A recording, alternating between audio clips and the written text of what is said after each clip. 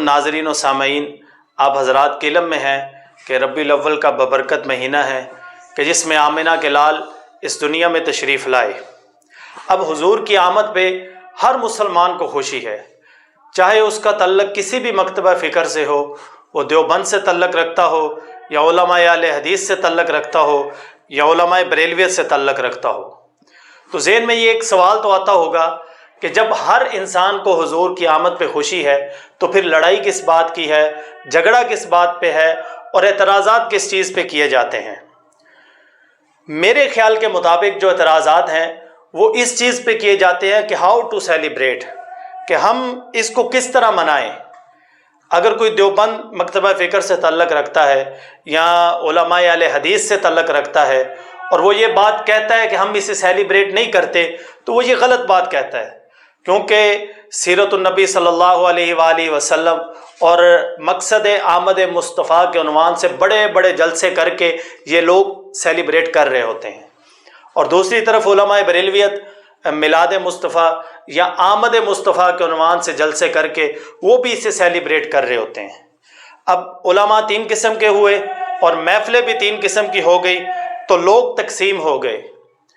تو درمیان میں ایک طبقہ ایسا اٹھا کہ جنہیں خرافات پھیلانے کا موقع مل گیا۔ اب وہ خرافات کیا ہیں؟ اور اس کے اوپر میں کسی بھی مسلک پہ اعتراض نہیں کر رہا ہوں، علماء بریلویت بھی اس چیز کو غلط سمجھتے ہیں، علماء دیوبند، علماء اہل حدیث سب اس چیز کو غلط سمجھتے ہیں کہ جس طرح فیصل آباد کے اندر میلاد النبی کے جلوس میں ایک اونٹنی کو نکالا گیا اور پھر اس کی نسبت یہ قائم کی گئی کہ یہ نعوذ باللہ حضرت حلیمہ سعدیہ کی اونٹنی ہے، اور جب اس پہ اعتراضات کیے گئے تو آگے سے جواب ملا جی کہ ہم نے تو محبت میں نکالی ہے اور محبت کے لیے دلیل کی ضرورت ہی نہیں ہے۔ میں کہتا ہوں اچھا چلو آپ کی بات مان لیتے ہیں کہ محبت میں دلیل کی ضرورت نہیں ہے، لیکن میں ایک سوال تو کر سکتا ہوں کہ اگر 10 محرم کو اہل تشیع محبت کے نام پہ گھوڑا نکالتے ہیں تو آپ ان پہ کفر کا فتویٰ کیوں لگاتے ہیں؟ اگر آپ کی اونٹنی ٹھیک ہے تو ان کا گھوڑا بھی ٹھیک ہے، اور معذرت کے ساتھ اگر ان کا گھوڑا غلط ہے تو آپ کی اونٹنی اس سے بڑھ کے غلط ہے۔ پھر ملتان میں ایک عورت کو حور بنا کے پیش کیا گیا۔ چلیں یہ تو جاہلانہ لوگوں کی باتیں ہیں، لیکن ایک چیز جو میں بڑی کامن دیکھتا ہوں کہ 12 ربیع الاول پہ کیک لایا جاتا ہے، اس کے اوپر لکھا ہوتا ہے یا رسول اللہ، اس کے اوپر لکھا ہوتا ہے یا نبی، درود پاک لکھا ہوتا ہے، پھر خود کو الحاج کہنے والے ہاتھ میں چھری پکڑتے ہیں اور نعوذ باللہ اس کیک کو کاٹ دیتے ہیں۔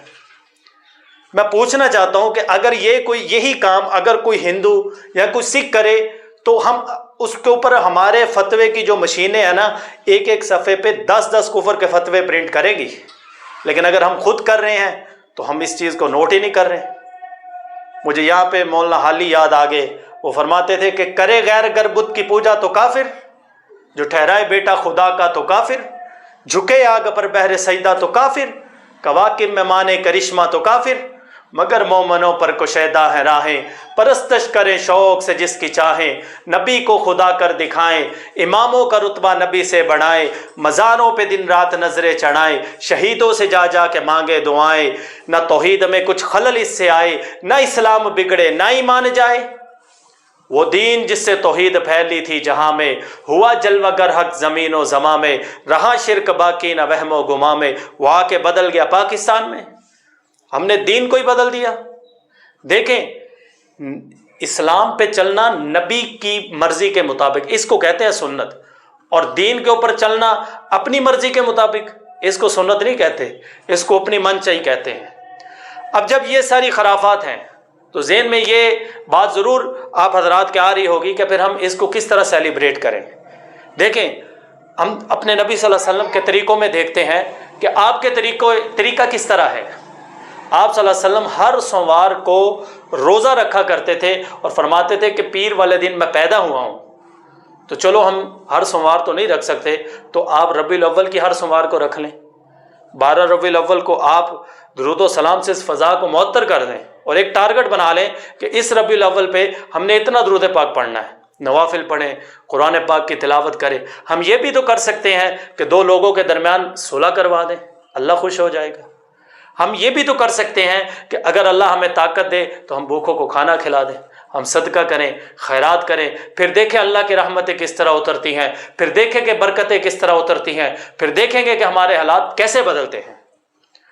اور آخر میں بس میں اتنی گزارش کرتا ہوں کہ اگر آپ میں سے کسی کو میری بات سے کسی کی دل آزاری ہوئی ہے، میں اسے معذرت کرتا ہوں، لیکن یہ حقیقت ہے۔